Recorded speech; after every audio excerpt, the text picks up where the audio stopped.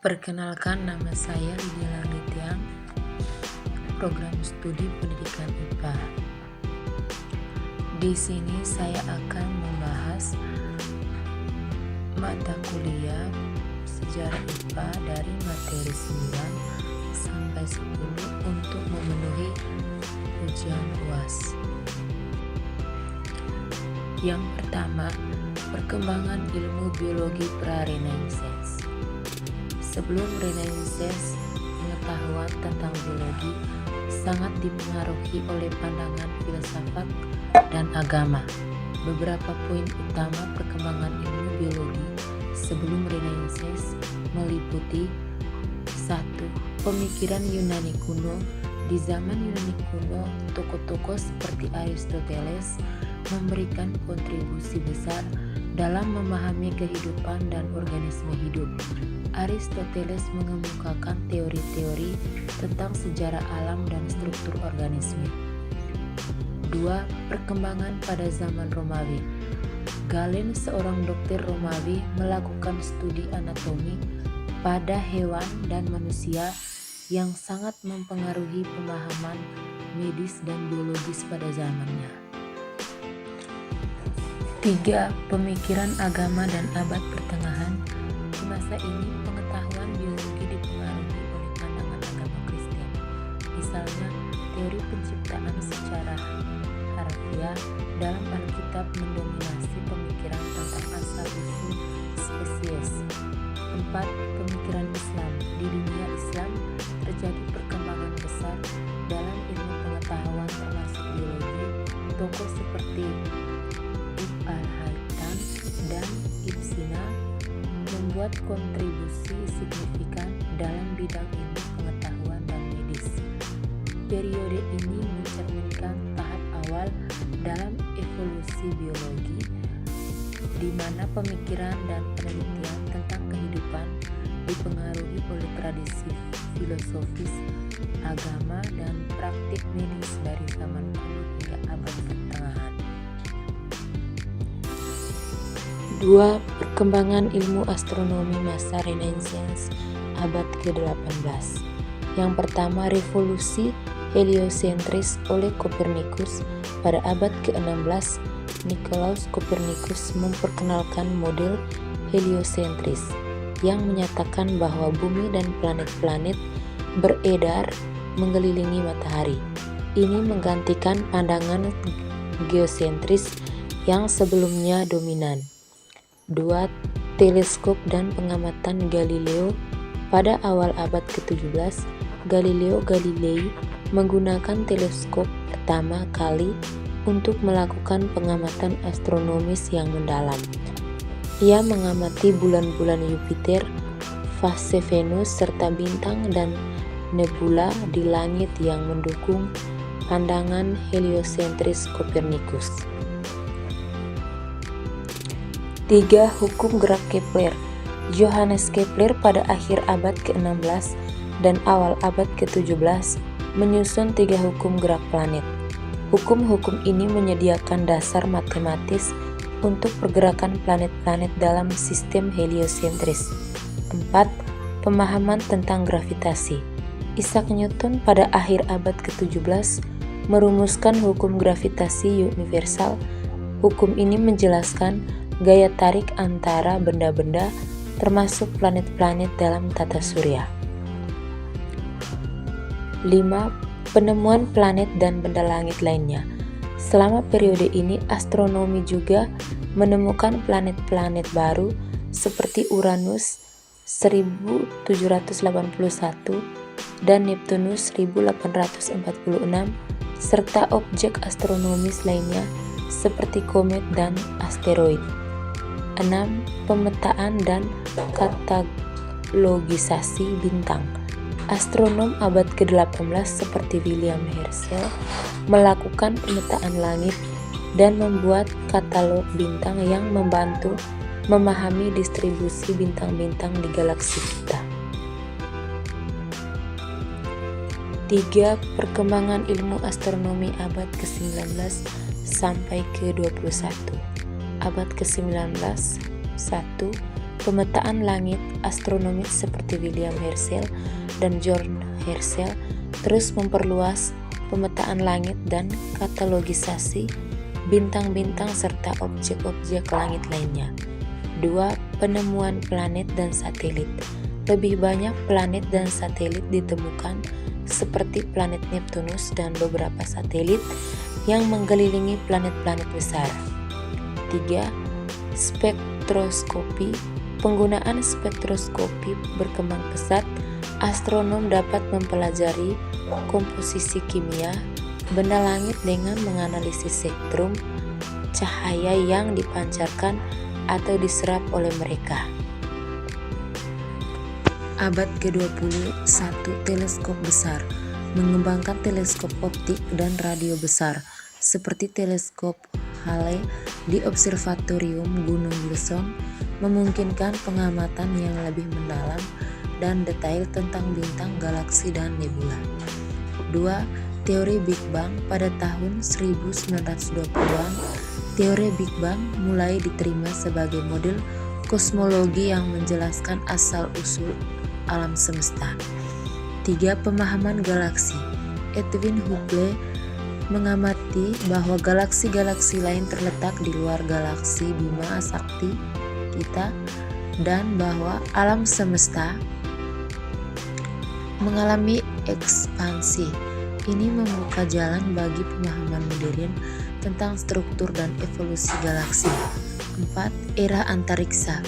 Awal era antariksa dimulai dengan peluncuran satelit Soviet Sputnik pada tahun 1957 dan pendaratan manusia di bulan oleh misi Apollo pada tahun 1969. Ini membuka era pengamatan astronomi dari luar atmosfer bumi. Abad ke-21. 1. Teleskop luar angkasa. Pengembangan teleskop luar angkasa seperti Hubble Space Telescope 1990 dan teleskop James Webb diharapkan diluncurkan pada 2022 memungkinkan pengamatan astronomi yang lebih jauh dan lebih mendalam dari sebelumnya. 2. Exoplanet. Penemuan exoplanet, planet di luar tata surya kita, meningkat secara signifikan. Berbagai jenis planet dengan berbagai sifat telah ditemukan mengubah pemahaman kita tentang kemungkinan keberadaan kehidupan di luar bumi. 3. Pemahaman kosmologi. Kosmologi modern termasuk pemahaman tentang materi gelap dan energi gelap, berusaha menjelaskan struktur dan evolusi alam semesta secara keseluruhan. 4. Pengembangan teknologi observasi. Teknologi seperti interferometri dan pengamatan multi wavelength sebagai panjang gelombang terus berkembang, memungkinkan pengamatan astronomi dan resolusi dan sensitivitas yang lebih tinggi. Perkembangan ini menunjukkan evolusi dramatis dalam ilmu astronomi dan pengamatan dengan mata telanjang pada abad ke-19 menjadi era observasi canggih dan interpretasi teoritis kompleks pada abad ke-21. 4. Perkembangan ilmu fisika masa Renaissance abad ke-18. Renaissance abad ke-15 hingga ke-17. 1. Kontribusi dan ilmuwan Renaissance. Tokoh seperti Nicolaus Copernicus 1473 sampai 1543 memperkenalkan model heliosentris yang menyatakan bahwa planet-planet beredar mengelilingi matahari, menggantikan pandangan geosentris yang dominan sebelumnya. 2. Hukum gerak oleh Galileo Galilei. Galileo Galilei 1564 sampai 1642 melakukan eksperimen mengenai gerak benda jatuh dan hukum gerak parabola. serta pengamatan langit menggunakan teleskop buatannya sendiri yang menguatkan bukti heliosentris. 3. Hukum gravitasi universal Newton. Isaac Newton 1642-1727 merumuskan hukum gravitasi universal yang menjelaskan gaya tarik antara benda-benda berdasarkan massa mereka dan jarak di antara mereka.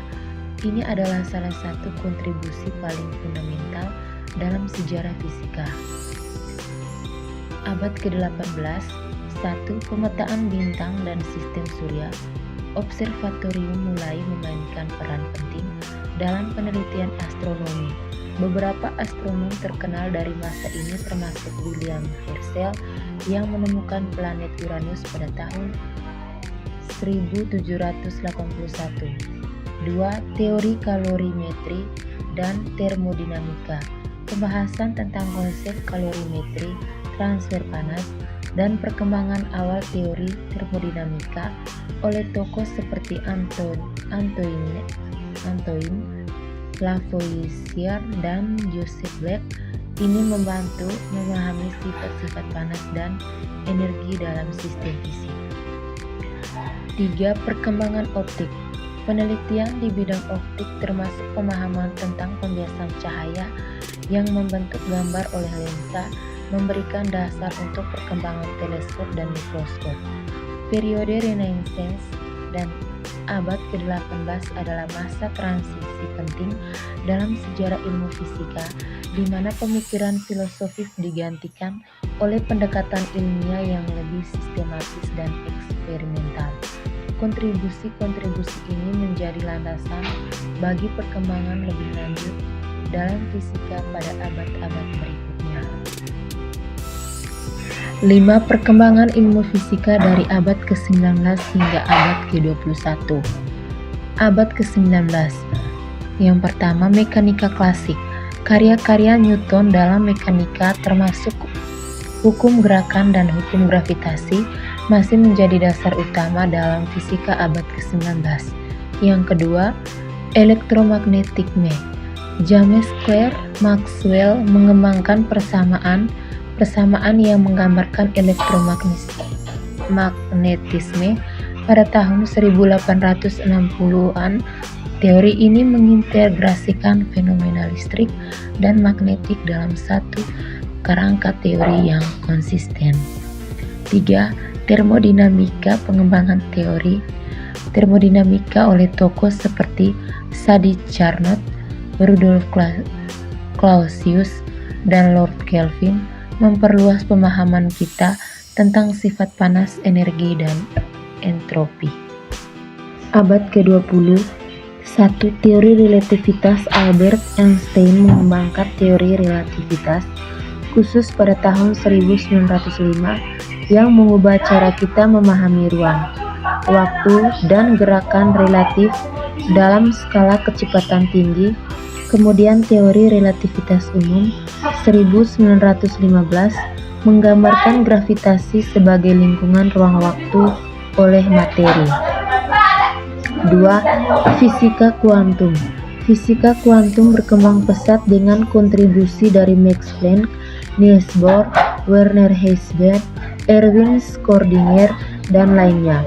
Teori ini menjelaskan perilaku partikel dan energi di skala atom dan subatom, termasuk fenomena seperti efek fotoelektrik dan prinsip ketidakpastian. 3. Fusi nuklir dan fisi. Penemuan fusi nuklir, reaksi energi matahari, dan pemahaman tentang fisi nuklir, pemecahan inti atom memberikan dasar bagi energi nuklir dan pemahaman tentang proses bintang dan reaksi nuklir. Abad ke-21. Yang pertama, fisika partikel. Pengembangan model standar fisika partikel yang menjelaskan partikel dasar dan interaksi mereka melalui gaya fundamental seperti elektromagnetik, lemah dan kuat. 2. Kosmologi. Penemuan gelombang gravitasi pada tahun 2015 memvalidasi teori relativitas umum Einstein dan membuka era baru dalam pemahaman kita tentang asal-usul alam semesta, struktur kosmik, dan materi gelap. 3. Teknologi dan instrumentasi. Teknologi seperti percepatan partikel, detektor cahaya, dan teleskop canggih seperti LIGO, Observatorium Gelombang Gravitasi Antariksa, dan teleskop luar angkasa memungkinkan pengamatan dan pengujian teori dengan tingkat resolusi dan sensitivitas yang lebih tinggi. 6. Perkembangan ilmu kimia dari abad ke-19 hingga abad ke-21. Abad ke-19, teori atom. John Dalton mengembangkan teori atom pada awal abad ke-19 yang menyatakan bahwa materi terdiri dari partikel-partikel kecil yang disebut atom yang memiliki berat relatif yang berbeda. 2. Periodisasi unsur. Dmitri Mendeleev pada tahun 1869 mengembangkan tabel periodik unsur yang mengelompokkan unsur-unsur berdasarkan sifat-sifat mereka dan mengidentifikasi pola periodis dalam sifat-sifat kimia unsur. Abad ke-20. Kimia kuantum. Teori kimia kuantum berkembang dengan penggunaan mekanika kuantum untuk menjelaskan ikatan kimia dan sifat-sifat molekul.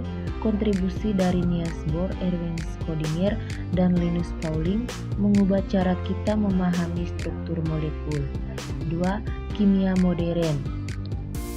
Perkembangan teknik analisis seperti spektroskopi, NMR, resonansi magnetik inti, spektroskopi inframerah, dan kromatografi gas dan cair memungkinkan penelitian yang lebih mendalam tentang struktur molekul dan reaksi kimia. Polimer dan material. Pengembangan polimer dan bahan kimia baru pengarah pada revolusi dalam industri material, termasuk pengembangan plastik serat, sintesis, dan bahan-bahan tahan api. 3. Revolusi kimia organik. Berbagai senyawa organik ditemukan dan dipelajari dengan lebih baik. Teori struktur senyawa organik dikembangkan, termasuk penemuan struktur benzene oleh Auguste Kekulé. Abad ke-21. Nanoteknologi. Pengembangan nanoteknologi memungkinkan manipulasi materi pada skala atomik dan molekuler, membuka potensi baru dalam bidang kimia dan material. 2. Kimia lingkungan dan biokimia. Peningkatan perhatian terhadap masalah lingkungan mendorong pengembangan kimia lingkungan serta pemahaman dan dalam tentang proses biokimia dalam organisme hidup. 3. Kimia berkelanjutan. Konsep kimia berkelanjutan seperti pengembangan katalis hijau dan proses produksi yang ramah lingkungan menjadi fokus utama untuk mengurangi dampak negatif kimia terhadap lingkungan dan kesehatan manusia. 7. Perkembangan ilmu biologi dari abad ke-19 hingga abad ke-21. Abad ke-19. 1. Teori atom. John Dalton memperkenalkan teori atom pada awal abad ke-19 yang menyatakan bahwa materi terdiri dari partikel-partikel kecil yang disebut atom yang memiliki berat relatif yang berbeda-beda. 2. Pengembangan kimia organik. Berbagai senyawa organik baru ditemukan dan teori struktur senyawa organik mulai berkembang. Louis Pasteur memainkan peran penting dalam memahami isomerisme senyawa organik. 3. Penemuan sel dan teori sel. Penggunaan mikroskop semakin canggih memungkinkan penemuan dan pemahaman lebih lanjut tentang struktur sel. Teori sel dikembangkan oleh Schleiden dan Schwamm. Abad ke-20. Penemuan struktur DNA. 1953, James Watson, dan Francis Crick. Dengan bantuan data Rosalind Franklin menemukan struktur heliks ganda DNA yang merupakan dasar molekuler dari genetika.